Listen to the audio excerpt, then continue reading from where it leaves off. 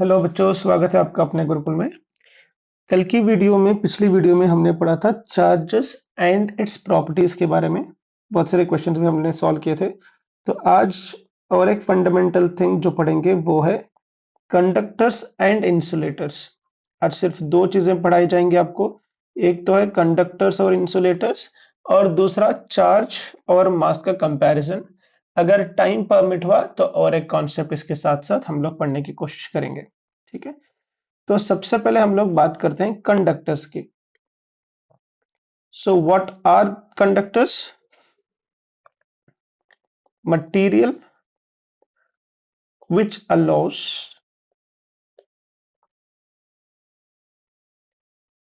charges और effectively क्या है, electrons to pass through them। जो भी मटेरियल इलेक्ट्रॉन्स को अपने थ्रू पास होने अलो कर रहा है तो वो क्या है, एक कंडक्टर है। ठीक है। मान लो कंडक्टर है।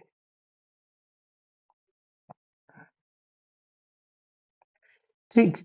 तो इस वाले कंडक्टर को अगर मैं कुछ चार्ज दूंगा, मान लो मैंने चार प्लस पॉजिटिव चार्जेस दिए, तो ये जो चार पॉजिटिव चार्जेस हैं ये पूरे सरफेस पे जाके इक्वली डिस्ट्रीब्यूट हो जाएंगे म्यूचुअल रिपल्शन की वजह से।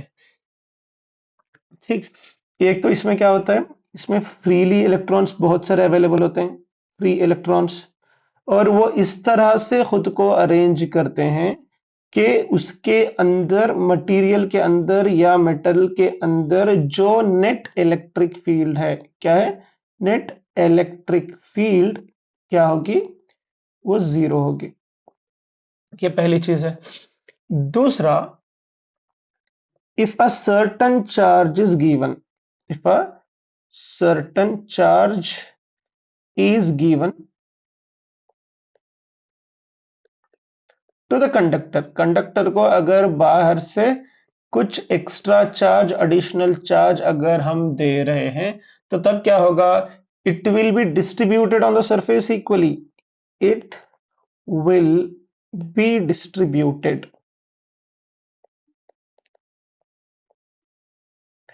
ऑन द सरफेस इक्वली से बेटर वर्ड है यूनिफॉर्मली।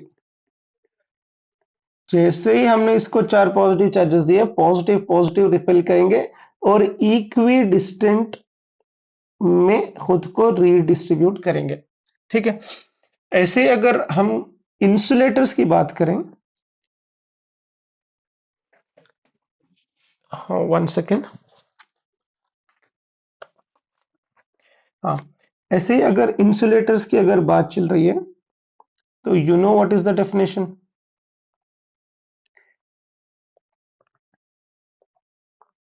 तो व्हाट आर इंसुलेटर्स? मटीरियल्स और material which does not allow charges to pass through them, charges to pass through them। अब कंडक्टर को जब हमने एक्स्ट्रा चार्ज दिए थे, वो चार्जेस रीडिस्ट्रीब्यूट हो रहे थे इक्वली। अगर यही चीज हम लोग करें इंसुलेटर के साथ, मान लो इंसुलेटर को बाहर से कुछ एडिशनल हम लोग चार्ज दे रहे हैं, इस एंड पे हमने मान लो चार चार्जेस ट्रांसफर कर दिए राइट एंड पे इंसुलेटर के, तो अब क्या होगा, हाँ, if some charge is given, if some charge is to insulator given to insulator, तो हो गया क्या, जब कंडक्टर को देते थे तो म्यूचुअल रिपल्शन की वजह से वो इक्वली डिस्ट्रीब्यूट हो रहे थे। लेकिन जब ये इंसुलेटर को देंगे, ये वाले जो चार्जेस हैं वो बिल्कुल मूव नहीं करेंगे। ठीक है। Charges will not move at all, move at all। ऐसा नहीं है कि इनमें म्यूचुअल रिपल्शन होगा, रिपल्शन तो होगा, लेकिन वो इक्वली रिडिस्ट्रीब्यूट नहीं होंगे, और जो यूनिफॉर्म डिस्ट्रीब्यूशन है वो भी नहीं होगा। ये सिर्फ कंडक्टर में देखने को मिलेगा। ठीक है, मान लो एक कंडक्टर है या कोई भी एक बॉडी है जिसका शेप कुछ ऐसा है।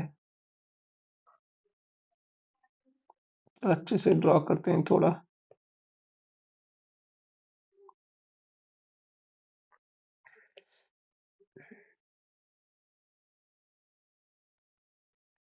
ठीक है, ऐसा है। अगर आप इस पे कभी चार्जेस दोगे तो आप ये नोटिस करोगे कि ये जो एड्ज है यहाँ पे चार्ज डेंसिटी बहुत ज्यादा होगी दूसरे एरिया के कंपैरिजन में। ठीक है, तो बेसिकली हो क्या रहा है, चार्जेस लव्स पॉइंटेड एडजेस।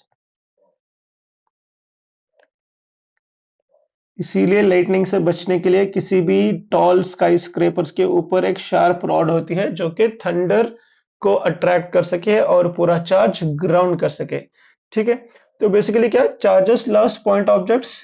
तो इस वजह से इन एडजेस पे चार्ज डेंसिटी, क्या, चार्ज डेंसिटी और electric field and electric field दोनों बहुत ज्यादा होती है। लेकिन पोटेंशियल एनर्जी, या क्या बोलेंगे, इलेक्ट्रिक पोटेंशियल, ये सब जगह पे सेम ही रहता है। अगर मैंने आपको पूछा इस फिगर में, मान लो ए पॉइंट है ए, और ए पॉइंट है बी, और ये पॉइंट है सी, ए पॉइंट है डी, और ये पॉइंट है ई। मैंने अगर पूछा चार्ज डेंसिटी मैक्सिमम कहां पे है, मैक्सिमम कहां पे है, डी और ई के बीच में, डी और ई के बीच में। और सबसे मिनिमम चार्ज डेंसिटी कहां पे है, वो है ए और बी के बीच में, ए और बी के बीच में। ठीक है, होप आपको समझ में आ गया होगा, बहुत बेसिक बेसिक सी चीजें हैं। ठीक है, अगला जो है, one of the important thing जो आपको पहले से पता है, बस छोटा सा एक रिवीजन करेंगे इसके ऊपर, ध्यान से देखो। अब हम लोग दो चीजों को कंपेयर करेंगे, वो है एक चार्ज, दूसरा है मास। तो चार्ज और मास में अंतर क्या है, व्हाट इज द डिफरेंस और what are the similarities between electric charge and mass. तो ये एक इंट्रिंसिक प्रॉपर्टी है,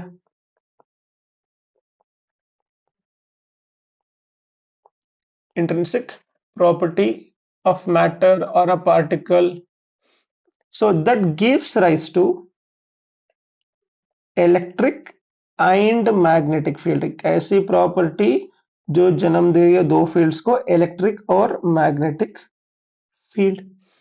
इसी तरह से मास भी एक इंट्रिंसिक प्रॉपर्टी है, मास भी क्या है, एक intrinsic property that gives rise to gravitational field. Mass जो फील्ड जनरेट कर रहा है वो क्या है, ग्रेविटेशनल। और जो चार्ज जनरेट कर रहा है वो हो सकता है इलेक्ट्रिक फील्ड हो या मैग्नेटिक फील्ड। चार्जेस के दो टाइप्स हैं, टू टाइप्स। कौन से, एक तो है पॉजिटिव और एक है नेगेटिव। चार्ज पॉजिटिव भी हो सकता है, नेगेटिव भी हो सकता है, या जीरो भी हो सकता है। ऐसे ही मास कभी भी नेगेटिव नहीं हो सकता, मास इज ऑलवेज पॉजिटिव।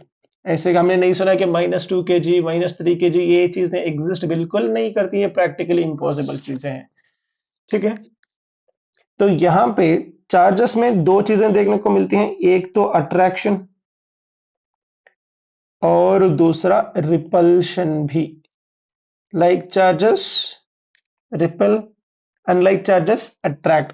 लेकिन जब मास की बात आती है, यहाँ पे सिर्फ एक ही फोर्स देखने को मिलता है, वो है सिर्फ अट्रैक्टिव फोर्स, यहाँ पे रिपल्शन बिल्कुल नहीं है।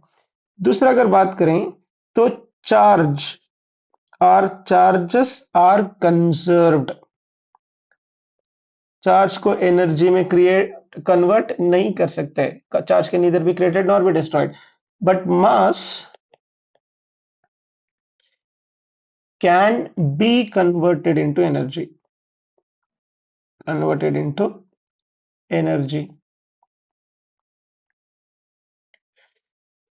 ये charges are quantized, charges are quantized. इसको थोड़ा अच्छे से समझेंगे, ध्यान से देखो. quantization of mass quantization of mass is not yet established. जैसे क्वांटाइजेशन का मतलब क्या है, मान लो एक स्टेयरकेस है, इस तरह से है, जहाँ पे हर स्टेप का जो हाइट है या डिफरेंस है 1 फीट है, 1 फीट है, 1 फीट है, 1 फीट है, 1 फीट है. अगर मैं आपको बोलूं 1 फीट ऊपर चढ़ो तो चढ़ सकते हो, 2 फीट चढ़ सकते हो, 3 फीट चढ़ सकते हो, 4 चढ़ सकते हो. एक और दो के बीच में किसी भी हाइट पे आप खड़े हो नहीं सकते.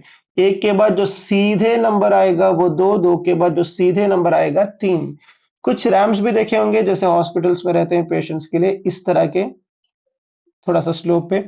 यहाँ पे आप 1 फीट पे भी रह सकते हो, 1.1 फीट पे भी रह सकते हो, 1.2 फीट पे भी रह सकते हो. तो इसीलिए इनको बोला जाता है डिस्क्रीट, मतलब एक के बाद सीधे दो, एक और दो के बीच में कोई वैल्यू बिल्कुल नहीं है. तो इनको और एक वर्ड यूज किया जाता है, वो है कंटिन्यूअस. Mass is continuous. जैसे कि चार्ज 1 इलेक्ट्रॉन के बराबर होगा, नेक्स्ट 1.1 इलेक्ट्रॉन नहीं होगा, सीधे दो. एक और दो इलेक्ट्रॉन के बीच में कोई चार्ज एग्जिस्ट नहीं करता, या तो 1 इलेक्ट्रॉन या अगला 2 इलेक्ट्रॉन.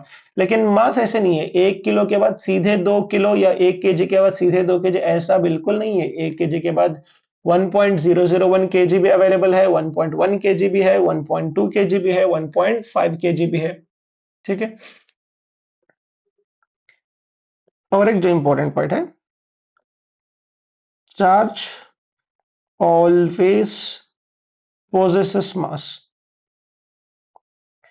अगर किसी बॉडी पे चार्ज है तो उसका मास बिल्कुल होगा ही होगा, but mass necessarily not associated, और नॉट हैव चार्ज. ऐसा जरूरी नहीं है कि अगर मास है तो चार्ज भी बिल्कुल होना ही चाहिए, ऐसा नहीं है. लेकिन अगर चार्ज है तो मास जरूर होगा. ठीक. हाँ. Charge does not depends on speed. Charge does not depends on speed, but mass depends on speed. इसको थोड़ा समझो. Depends on speed.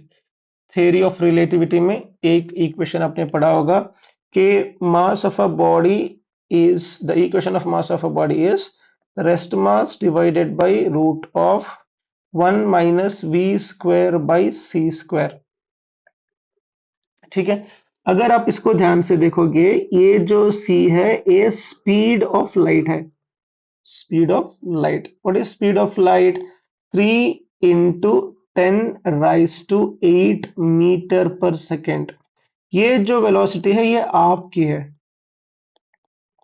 आपकी वेलोसिटी हार्डली क्या हो सकती है, 6 किलोमीटर पर आवर. ठीक है. इसको अगर किलोमीटर में भी लिखा मैंने तो this is almost 3 × 10⁻⁵ kilometre per hour, और आपकी होगी कुछ 6 किलोमीटर पर आवर. अगर मैं ये वैल्यू सब्स्टिट्यूट करके ये रेशो अगर निकालूं तो ये वैल्यू आ जाएगी कुछ 0.0000005 के आसपास. अगर ये वैल्यू को मैं 1 से सब्ट्रैक्ट कर दूं, जो आंसर आएगा वो आएगा 0.999995, जो कि ऑलमोस्ट इक्वल टू 1 है. मतलब बेसिकली ये जो पूरा डिनोमिनेटर है ये क्या हो रहा है, 1. तो जो एक्चुअल मास और जो रेस्ट मास है उसमें ज्यादा अंतर नहीं है. तब तक नहीं है जब तक कंसिडरेबल स्पीड नहीं है. अगर यही वाले इक्वेशन में दोबारा लिख लो, m equals M not divided by under root 1 - v² by c²। अब मैंने बोला कि velocity of a person is same as a velocity of light, तो v² और c² कैंसिल होके बच जाएगा 1। तो अंडर रूट 1 - 1 इज 0। तो anything divided by 0, this whole term will become infinity. तो मतलब क्या, जैसे जैसे स्पीड बढ़ेगी वैसे वैसे मास बढ़ेगा।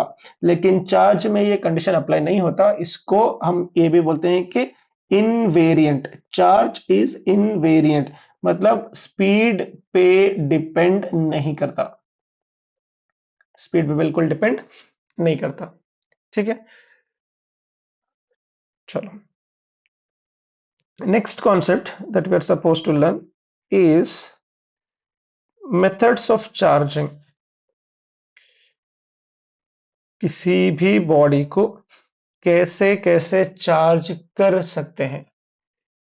कुछ चीजें आपके बोर्ड के पॉइंट ऑफ व्यू से हैं, कुछ चीजें नीट के पॉइंट ऑफ व्यू से। पूरे चीजें सीख लो, तो और मैं बताता हूं कि बोर्ड में अगर पूछा तो लिखना क्या है और कौन सी चीजें नीट और जेई के लिए कंसिडर करनी है।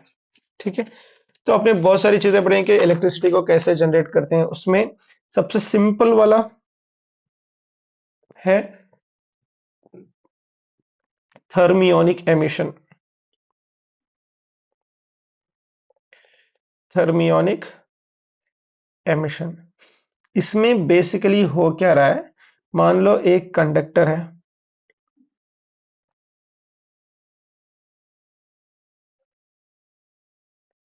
इसमें बहुत सारे इलेक्ट्रॉन्स होंगे आउटर शेल में। कुछ जिनको कुछ एनर्जी आप दे दो, जिनको कुछ एनर्जी आप बाहर से दे दो, तो वो इस कंडक्टर से बाहर निकलने के लिए बेताब है। वो एनर्जी हम किससे दे रहे हैं? Thermal. Heat is a form of energy. तो एनर्जी हम हीट की फॉर्म में दे रहे हैं। मान लो किसी कंडक्टर को हमने हीट दी, तो उसका जैसे जैसे टेम्परेचर रेज होगा वैसे वैसे एनर्जी उन इलेक्ट्रॉन्स को मिलेगी। वो इलेक्ट्रॉन्स कंडक्टर से बाहर निकल जाएंगे। किसी भी कंडक्टर से इलेक्ट्रॉन्स को बाहर निकलने का मतलब है उस कंडक्टर को पॉजिटिवली चार्ज करना, पॉजिटिवली चार्ज करना। तो इस तरह से किसी भी चीज को हम थर्मियोनिक एमिशन के जरिए चार्ज कर सकते हैं। तो यहाँ पे किस तरह से, मतलब कौन सा चार्ज हो रहा है? कोई भी कंडक्टर पॉजिटिवली चार्ज होगा। दूसरा, photo electric effect. Photo electric effect same, ये जो कंडक्टर था, इसी को कॉपी कर लो। हाँ, अब जो एनर्जी इसको मिल रही है, वो एनर्जी मिल रही है वेवलेंथ के हिसाब से, या लाइट की शक्ल में, या फोटोन की शक्ल में। जिस लाइट की फ्रीक्वेंसी क्या होनी चाहिए? बहुत ज्यादा, न्यू या फिर एफ ज्यादा होनी चाहिए, और जिसका वेवलेंथ कम हो। दोनों सेम ही चीजें, लैम्बडा शुड बी लेस। जैसे जैसे वेवलेंथ घटेगा फ्रीक्वेंसी बढ़ेगी। ये चीज आपने पढ़ी होगी। जैसे कि मान लो एक वेव है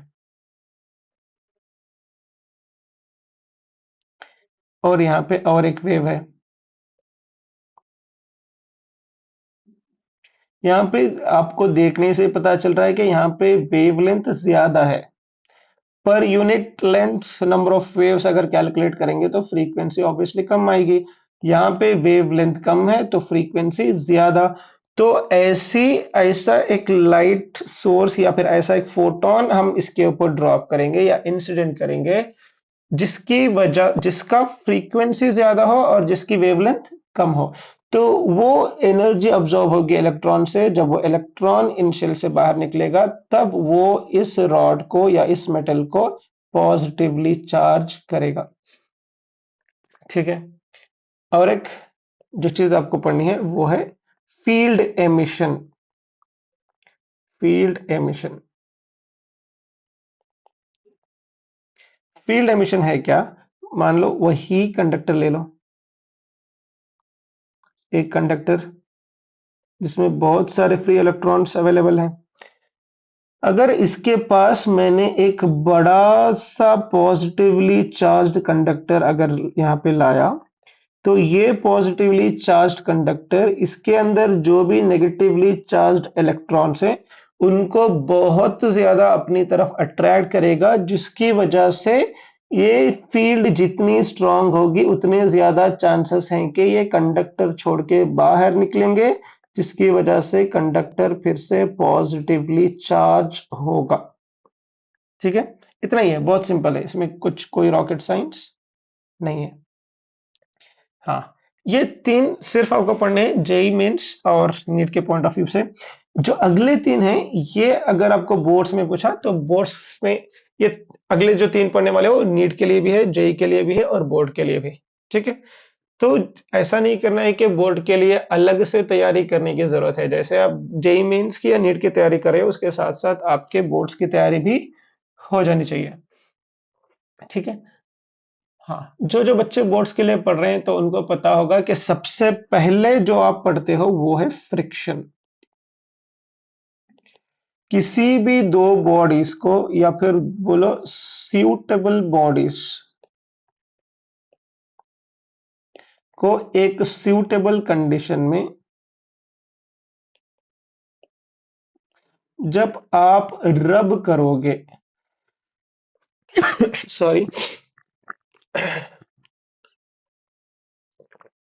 जब आप रब करोगे तो उसमें मान लो एक बॉडी है ए, दूसरी बॉडी है बी, जिसकी इलेक्ट्रॉन्स की तरफ अफिनिटी ज्यादा है। अफिनिटी समझो, affinity means love towards the electrons. जो इलेक्ट्रॉन्स है जिसके जिसका प्यार ज्यादा है या प्रेम ज्यादा है, वो इलेक्ट्रॉन्स को छोड़ के नहीं देगा। ठीक है, जिसकी अफिनिटी कम है वो इलेक्ट्रॉन्स छोड़ देगा, बी उसको अपनी तरफ अट्रैक्ट करेगा। एक एग्जांपल ले लो, ग्लास रॉड और सिल्क।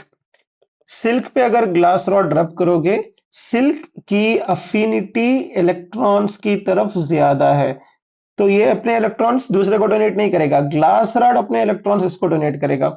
मान लो ग्लास रॉड ने इसको डोनेट किए 5 इलेक्ट्रॉन, जो चार्ज अभी ग्लास रॉड पे है वो है +5e, और जो सिल्क पे जो चार्ज है वो है -5e। तो यहाँ पे ऑब्जर्व करने वाली बात यह है, दोनों बॉडीज पर जो चार्ज का जो मैग्नीट्यूड है वो क्या है, सेम है, मैग्नीट्यूड इज सेम। लेकिन अगर पोलैरिटी की बात करो, पोलैरिटी मतलब साइन, ग्लास रॉड के ऊपर अगर पॉजिटिव चार्ज है तो सिल्क के ऊपर नेगेटिव, पोलैरिटी बिल्कुल अपोजिट है, मैग्नीट्यूड बिल्कुल सेम है और पोलैरिटी बिल्कुल ऑपोजिट। और इसमें इलेक्ट्रॉन वो डोनेट करेगा जिसकी अफिनिटी कम होगी, इलेक्ट्रॉन वो अट्रैक्ट करेगा जिसकी अफिनिटी ज्यादा होगी। ठीक है, ये हो गया फ्रिक्शन। और दूसरा है कंडक्शन। एक्चुअली हमारे हिसाब से यहाँ पे पांचवा है कंडक्शन। हाँ, इसको थोड़ा सा अच्छे से समझो, क्योंकि ये पूछा जा सकता है न्यूमेरिकल्स की शक्ल में भी या इक्वेशन की शक्ल में या मल्टीपल चॉइस में। ध्यान से देखो, एक चार्ज है या फिर एक बॉडी है जो चार्ज है, 1 2 3 4 5 6 चार्जेस हैं इस पे। ठीक है, मैं ऐसे ही एक बॉडी सी को रेप्लिकेट कर लो, हाँ हाँ, सेम रेडियस वाला और सेम एरिया वाली और एक बॉडी, जब मैं आके इससे टच करवाऊंगा, ठीक है, इसी सिस्टम को दोबारा से लिख लो, चलो इसको डुप्लीकेट, हाँ, जब इस वाली बॉडी को जो एक अनचार्ज है, देखो ध्यान से देखो, पहली तो है चार्ज, दूसरी अनचार्ज्ड बिल्कुल न्यूट्रल है। जब इस वाली बॉडी को मैं यहां पे टच कराऊंगा तो जो टोटल चार्ज था वो दोनों बॉडी पे इक्वली रीडिस्ट्रीब्यूट होगा, इक्वली रीडिस्ट्रीब्यूट होगा। अब वो चार्ज देखने में कैसे दिखेगा, ध्यान से देखो। तो this is the first body, this is the second body. पहले वाले को दूसरे वाले के साथ जब मैंने टच कराया, तो पहले वाले के पास जितने चार्जेस थे, 6 चार्जेस, वो दूसरे के साथ इक्वली डिस्ट्रीब्यूट करेगा। कब? जब उसका एरिया या रेडियस के बारे में बात कर सकते हो, ये दोनों सेम होंगे। ठीक है। यहां पे अगर पोलैरिटी की बात करो, अगर मान लो ये बॉडी ए है, बॉडी बी है, बॉडी ए पे पॉजिटिव चार्ज है तो बी पे भी पॉजिटिव चार्ज ही आएगा, मतलब दोनों की पोलैरिटी सेम है। अगर आप मैग्नीट्यूड की बात करोगे, मैग्नीट्यूड डिपेंड करता है। मैग्नीट्यूड क्या करता है? डिपेंड करता है एरिया या फिर रेडियस पे। ठीक है, इसको समझो ध्यान से। मान लो एक बॉडी है, इसके ऊपर 6 चार्जेस हैं जो इक्वली डिस्ट्रीब्यूटेड है। ठीक है, यहां मैंने इससे डबल रेडियस वाली बॉडी इसको अगर मैंने टच कराई, तो इससे एग्जैक्ट आधे इलेक्ट्रॉन्स नहीं जाएंगे, मैक्सिमम इलेक्ट्रॉन्स यहां से यहां पे जाएंगे, क्योंकि इसका सरफेस एरिया ज्यादा है, इसका रेडियस ज्यादा है, इसीलिए। तो बेसिकली समझने वाली बात यह है, जैसे जैसे रेडियस बढ़ा, वैसे वैसे सरफेस एरिया बढ़ा, जैसे जैसे सरफेस एरिया बढ़ा, वैसे वैसे क्यू, क्यू मतलब क्या? चार्ज अक्यूमुलेशन, चार्ज अक्यूमुलेशन बढ़ेगा। ठीक है, तो यहाँ पे मैग्नीट्यूड डिपेंड करता है, ऐसा नहीं कि मैग्नीट्यूड दोनों का सेम होगा या डिफरेंट होगा, या एक छोटा होगा एक बड़ा होगा, ऐसा बिल्कुल नहीं है। एरिया के ऊपर डिपेंड करता है। अगर न्यूट्रल बॉडी का एरिया ज्यादा है तो उस पे चार्जेस ज्यादा जाएंगे, जो बॉडी चार्ज कर रही है उसका एरिया ज्यादा है तो उसके पास ज्यादा चार्ज रहेंगे। बेसिकली जिसके पास एरिया ज्यादा उसके पास चार्ज अक्यूमुलेशन ज्यादा।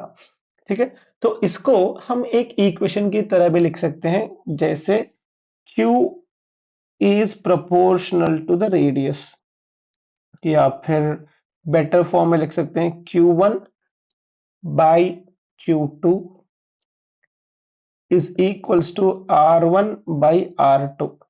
अगर मान लो Q1 Q2 देकर है, मान लो दो बॉडीज पे चार्ज बताकर है, एक का रेडियस देकर है, दूसरे का रेडियस आप आसानी से कैलकुलेट कर सकते हो। ठीक। And the last thing is induction.